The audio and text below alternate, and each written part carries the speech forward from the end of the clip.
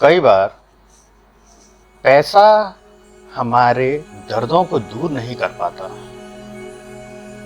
जब हम बीमार हो जाते हैं, कितना भी पैसा लगा दें, वह आज के डॉक्टर, कोई भी वैद्य हमारी बीमारियों के दर्द को दूर नहीं कर पा रहा। तो क्यों ना हम उन चीजों पर ध्यान दें जो चीजें हमारे जीवन के दर्दों को और दुखों को दूर कर सकती हैं। आइए आज जानते हैं कि वो कौन सी चीजें हैं जो हमारे शरीर में बीमारियों के दर्द को दूर करेंगी और बीमारियों को दूर करेंगी। सबसे पहला, हमारे जीवन के रचयिता, हमारे पृथ्वी के रचयिता ब्रह्मा। हमारी पृथ्वी को किसने रचा है? सूर्य ने रचा है, सूरज ने रचा है हमारे पृथ्वी को। सूर्य हमारे साक्षात ब्रह्मा है। यह सूर्य ही हैं जो हमारे पृथ्वी का पालन करते आ रहे हैं। जब से पृथ्वी बनी है और जब से पृथ्वी पर जीवन आया है, सूर्य ही जीवन की शक्ति का स्रोत है। और इस धरती पर पेड़ पौधे, पक्षी, पशु, मछलियां, कीड़े मकोड़े, सबका जीवन का पालन सूर्य ही कर रहे हैं। तो पालन करता विष्णु, इस धरती पर साक्षात विष्णु सूर्य ही है। धरती पर जब भी कोई तकलीफ आने वाली होती है, तो उस तकलीफ को जड़ से खत्म करने की शक्ति रखने वाले भी सूर्य ही हैं। हाँ, यह भी निर्धारित है कि सूर्य की एक अवधि है, सूर्य का भी अपना एक जीवन काल है। सूर्य जब तक खत्म होगा, करोड़ों साल लगेंगे, अरबों साल लगेंगे सूर्य को खत्म होने में। तब तक पृथ्वी पर जीवन चलता रहेगा। इसलिए यह सूर्य शिव जी भी हैं। प्रत्यक्ष शिव धरती पर सूर्य है।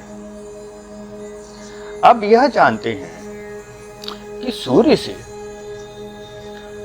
हमारे शरीर में जो तकलीफें आ रही हैं वो कैसे दूर होंगी। आपने करेले की सब्जी खाई होगी। करेले में इतनी कड़वाहट होती है, फिर भी जब हम करेले के टुकड़े करके या करेले को छील के करेले का जब भरेमा बनाते हैं तो सूरज को दिखाते हैं। दिन भर सूर्य की तपिश लेके वह करेले की खटास गायब हो जाती है। ये खटास क्या है? करेले में विद्यमान कुछ एसिड्स, कुछ ऐसे मिनरल जो हमें कड़वेपन का एहसास कराते हैं। कड़वा हमेशा पित्त ही होता है। इसी प्रकार कोई भी अचार हम बनाते हैं, चाहे वो नींबू का अचार हो, चाहे आम का अचार हो, बहुत सारे अचार हैं, अचार नहीं गिनेंगे। अचार में मसाले डाल दिए, अचार में तेल डाल देते हैं और सूर्य दिखाते हैं। अचार को आग पर नहीं पकाया जाता, अचार को सूर्य दिखाकर सूर्य पर पकाया जाता है। उसमें जो विद्यमान तेल है वह गर्माहट को खींचता है और अचार हमारा पक के कई महीनों तक, साल भर भी रख कर उस अचार के सेवन करने के लिए तैयार हो जाता है। इसी प्रकार हमारे शरीर के पित्त को नियंत्रित कर सकता है। हमारे शरीर में पित्त से होने वाली बीमारियों और बीमारियों के दर्द को दूर करता है। वैसे तो हम सूर्य की रोशनी में निकले और हमारे शरीर पर सूर्य की रोशनी पड़ेगी।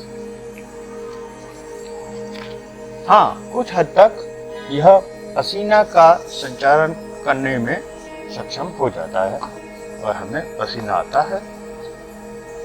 ठंड के समय जब देह को सूर्य की रोशनी दिखाई जाती है तो ठंड से हमें आराम मिलता है।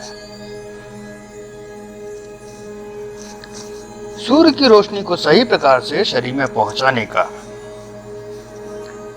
एकमात्र ऐसा रास्ता है जो सूर्य की रोशनी, सूर्य की गर्मी, सूर्य की वह ऊर्जा, वह शक्तियां शरीर में डायरेक्टली पहुंचाई जा सकती हैं, वो है आंखें। अब किसी को भी अगर 100 किलो का वजन उठाने को बोला जाए, पहले तो वो बंदा उठाएगा नहीं कि भारी है, नहीं उठा पाऊंगा। अगर किसी ने कोशिश कर भी ली तो हड्डियां और मांसपेशियां अंदर से चरमरा जाएंगी। परंतु धीरे धीरे अगर रोज 1 ग्राम 10 ग्राम बढ़ा करके उठाने को बोला जाए, जैसे कोई 10 किलो उठा सकता है उसको 10 किलो 1 ग्राम या 10 किलो 10 ग्राम रोज का बढ़ा करके उठाने को बोला जाए, तो वो धीरे धीरे करके जीवन में एक काल भी आएगा जब 100 किलो का वजन भी वो उठा लेगा। क्योंकि धीरे धीरे हमारा शरीर सीख जाता है, हमारी मांसपेशियां धीरे धीरे बन जाती हैं। इसी प्रकार अगर हम दोपहर का चढ़ा हुआ सूरज देखते हैं तो नहीं देख पाते, क्योंकि हमारा शरीर, हमारी आंखें, इन पर इतना अधिक लोड आता है कि आंखें बंद हो जाती हैं, हम नहीं देख सकते। आंखों के सामने उजाला ही उजाला छा जाएगा। ऐसा करने की आवश्यकता नहीं है। सुबह शाम को जो प्यारा प्यारा लाल लाल सूरज दिखता है, बस उसी को देखना है और देखते हुए हमें रोज का कुछ सेकंड बढ़ा देते हैं। जब हम सूर्य को रोज देखते हुए कुछ सेकंड बढ़ा देते हैं तो यह सूरज, इस सूरज की छवि हमारे शरीर में, हमारे मस्तिष्क में छपने लग जाती है। रोज के सूर्य की छवि हमारे मस्तिष्क में, हमारे आत्मा में छपने लग जाती है। सबसे पहले तो हमारे पिट्यूटरी ग्लैंड पर इसकी छवि छपती है। यह हमारे मस्तिष्क में जाकर अंदर के जो कोशिकाएं हैं मस्तिष्क में, उनको तपाना चालू करती है। उसी तरह तपाना चालू करती है जिस प्रकार हमने अचार के मिश्रण को तेल में डाल के पकाया है। उसी प्रकार जिस प्रकार हमने करेले के खटास को दूर कर लिया है। सबसे पहले तो मस्तिष्क में चलती हैं, फिर वह मस्तिष्क में रासायनिक क्रियाएं होती हैं, तो उससे बहुत सारे एंजाइम्स बनते हैं।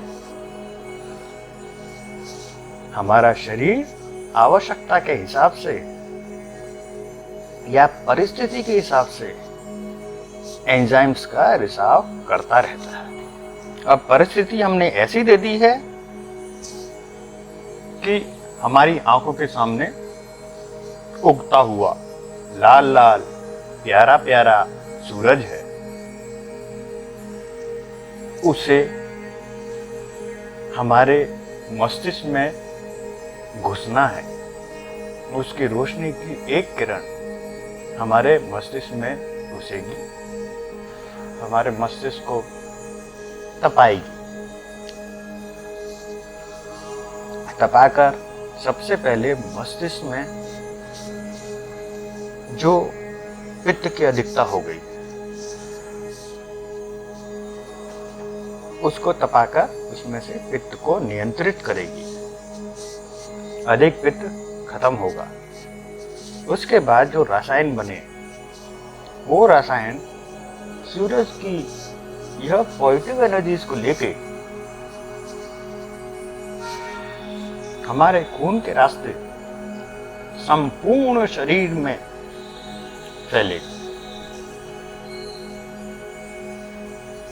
संपूर्ण शरीर में फैलकर हमारे शरीर के हर कोशिका में जहां पित्त की अधिकता होकर हमें बीमारी कर रहा है। अधिक पित्त होने से हमारी हड्डियां गल रही हैं, हमारी कोशिका के जो सेल वॉल होते हैं, सेल मेम्ब्रेन जो होते हैं, वो अधिक पित्त की वजह से गल के कमजोर हो चुके होते हैं। सबसे पहले ये पित्त को नियंत्रित करता है। इसी पित्त की अधिकता की वजह से हमारे शरीर में दर्द होते हैं। जब दर्द हो रहे हैं, हमारे शरीर की हर कोशिका गल रही है, तो इसी के साथ जब कोई सेल मेम्ब्रेन फटता है तो हमारे नर्व सेल जो होते हैं उनको पीड़ा महसूस होती है और हमारे मस्तिष्क तक पहुंच जाती है। वह सेल वॉल चाहे हमारे त्वचा के ऊपर के हों, फोड़े फुंसियों के रूप में हो रहे हों, चाहे हमारे भीतरी अंगों में हो रहे हों, पैंक्रियाज में, पेल्विक में, कहीं भी, यह अधिक पित्त ही हमारे शरीर में इन्फ्लेमेशंस, सूजन का कारण भी बनते हैं। कोई एक कोशिका फटेगी, हमारे सेल के अंदर, हमारे टिश्यूज के अंदर पित्त भरा पड़ा है, वो पित्त फट के बाहर निकला, दूसरे कोशिकाएं जो हैं उनको छुएगा। भीतर से तो गल ही रहा था, वो सेल मेम्ब्रेन भीतर से तो गल ही रहा था, ऊपर से भी गल जाता है। अब दूसरा सेल मेम्ब्रेन टिश्यू भी फट के अब भीतर ही भीतर सूजन में कर देता है। सूजन हुई, वही अत्यधिक पित्त नर्वस सेल को छुआ, नर्वस सेल ने पीड़ा महसूस करते हुए हमारे मस्तिष्क तक सिग्नल दिया कि दर्द हो रहा है।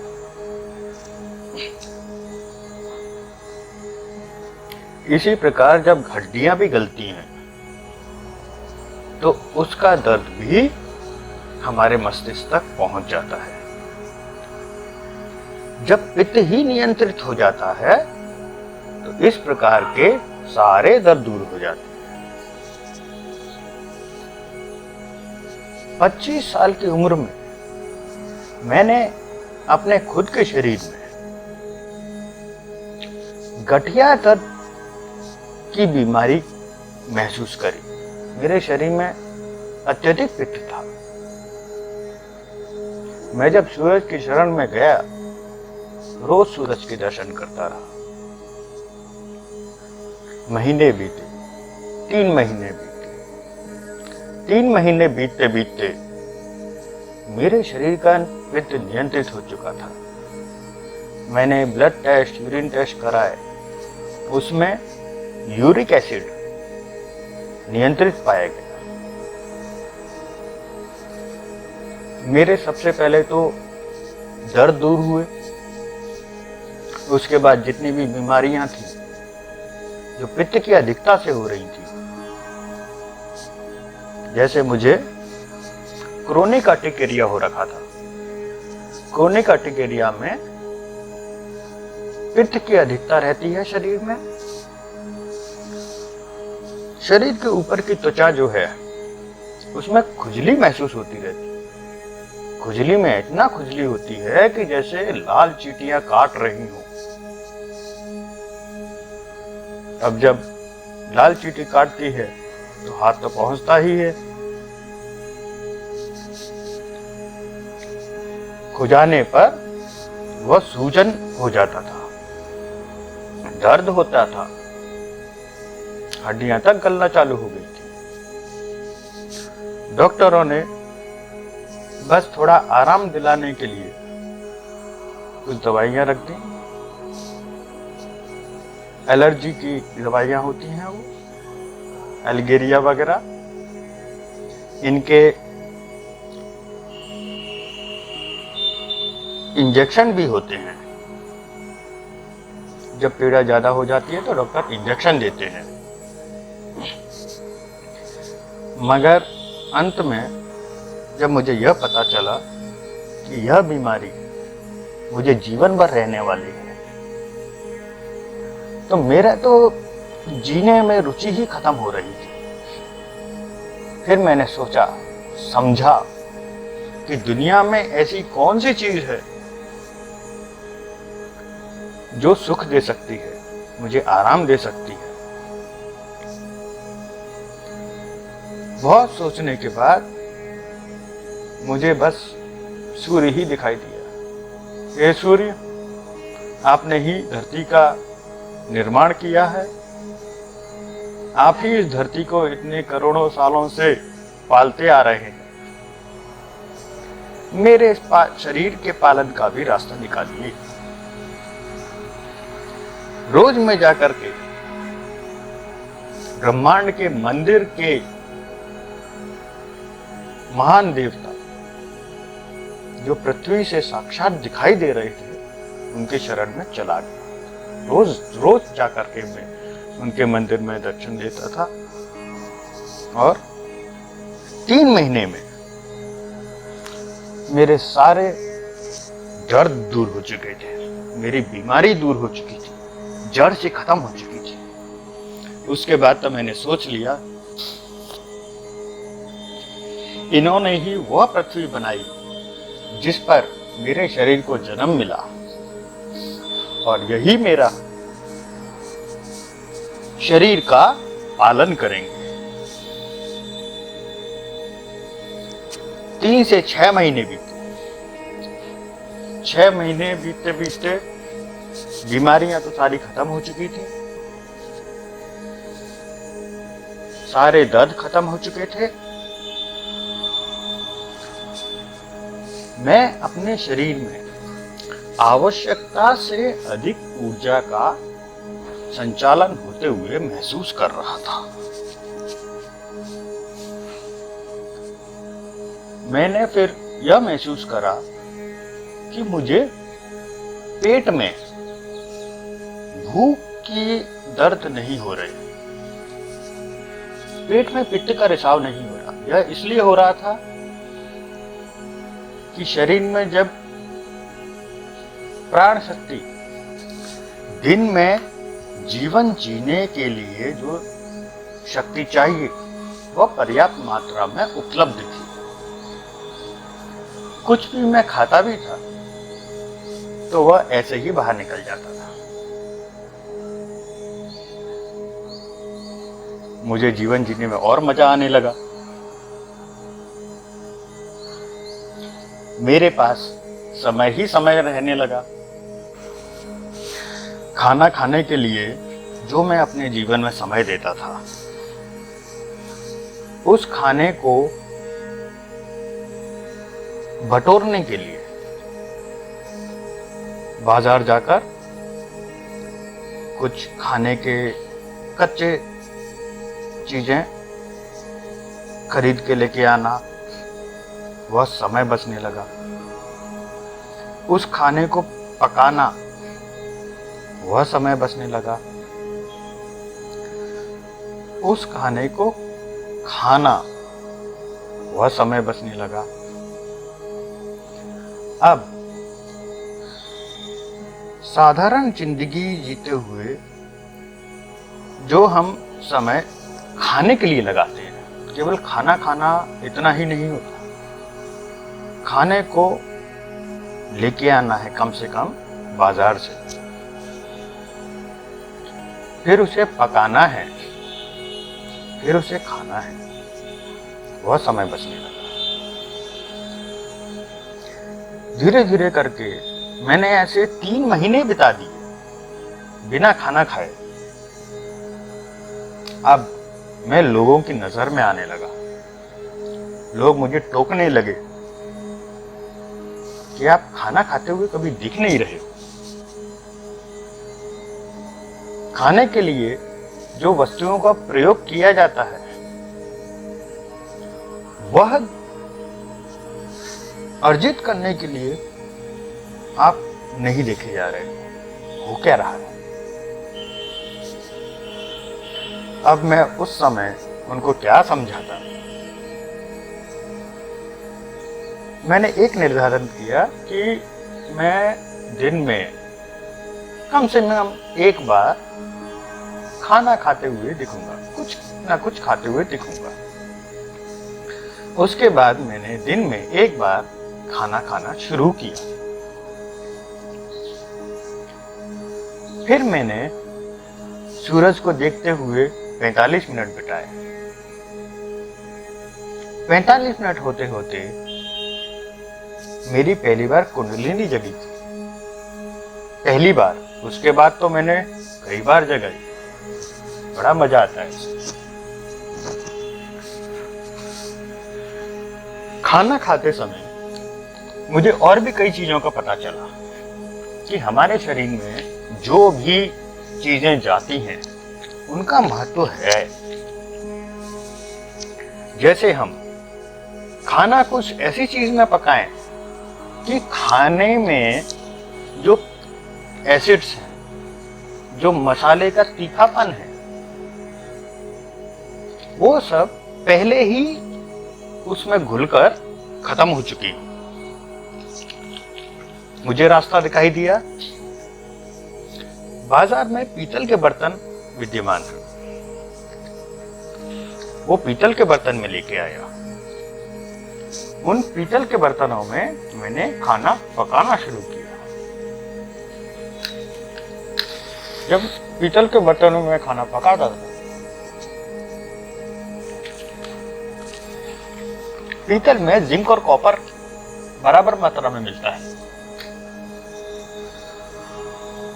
जिंक और कॉपर बराबर मात्रा में होने की वजह से, जिंक और कॉपर ऐसी धातुएं हैं जिनके बीच में कैसा भी एसिड हो, कैसा भी नमक हो, वह बराबर हो जाता है। वो फिर तीखा, खट्टा या अत्यधिक नमकीन नहीं रह जाता।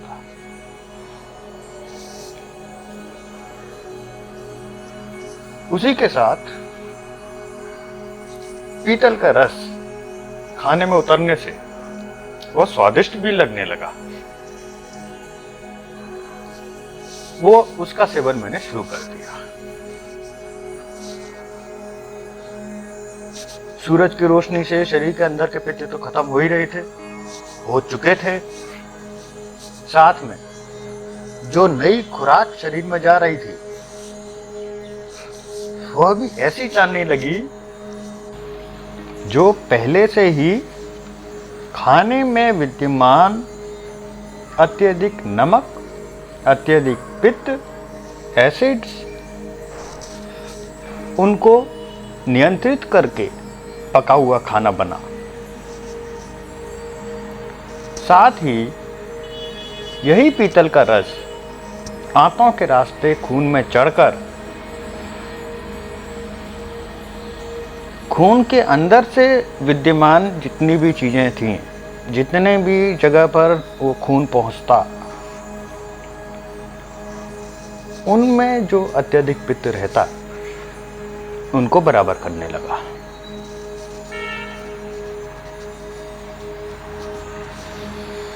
अब तो अत्यधिक पित्त से होने वाली बीमारियां और बीमारियों के दर्द वह मेरे जीवन से पूर्णतया बाहर हो चुके थे। अब मैं स्वस्थ जीता हूं, ना डायबिटीज, ना कोलेस्ट्रॉल, ना अत्यधिक पित्त के होने वाली बीमारियां, ना बीमारियों के होने वाले दर्द। और जितने भी मिलने वाले हैं उन सबको यही बताता हूं कि हमारे पूर्वज उनके ज्ञान रूपी आशीर्वाद को हमें ले लेना चाहिए और अपने जीवन में उस आशीर्वाद को उतार लेना चाहिए। उस आशीर्वाद का, उस ज्ञान रूपी आशीर्वाद का उपयोग करना चाहिए, तभी हम स्वस्थ सुखी जीवन जी सकते हैं। सर्वे भवन्तु सुखिनः, सर्वे सन्तु निरामयाः। आप अगर मेरे चैनल पे नए हैं तो चैनल को सब्सक्राइब कर लीजिए, क्योंकि मैं इसी प्रकार के स्वास्थ्यवर्धक बातें आप तक लाता रहूंगा। अगर आपका कोई मित्र, सहकर्मी, सहपाठी, आपका कोई रिश्तेदार ऐसी बीमारियों के दर्दों से परेशान है जिनका निवारण नहीं हो पा रहा है और वो दवाइयों पर, जो दवाइयाँ कुछ समय के लिए ही उनको पीड़ा मुक्त कर पाती हैं, ऐसी बीमारियों से ग्रस्त हैं, उनको मेरे वीडियोस का लिंक शेयर कर दीजिए कि वो स्वस्थ हो जाए। अगर आप उनका भला चाहते हैं तो उनको मेरे वीडियोस का लिंक शेयर करिए। अगर आपको मेरी बातें पसंद आए, आपको लगा कि इन चीजों का इस्तेमाल करके आप अपने जीवन में बीमारियों के दर्दों को, जो आपको दुखी कर रखे हैं, उनको दूर कर रही हैं, आप वीडियो को लाइक कर दीजिए। इससे मुझे जरा सा प्रोत्साहन मिल जाता है कि हाँ, आपको भी स्वस्थ जीना है। इस बात की मुझे संतुष्टि मिल जाती है कि आप स्वस्थ जीने लगे। अगर आपके मन में कोई विचार है, कोई प्रश्न है, तो कमेंट में पूछिए, मैं उसका उत्तर दूंगा। सर्वे भवन्तु सुखिनः, सर्वे सन्तु निरामयाः। आप सब स्वस्थ रहें, बीमारियों के दर्दों से मुक्त हो जाएं, आप अपना जीवन सुखी जिए, बस यही कामना करता हूं। जय श्री कृष्ण।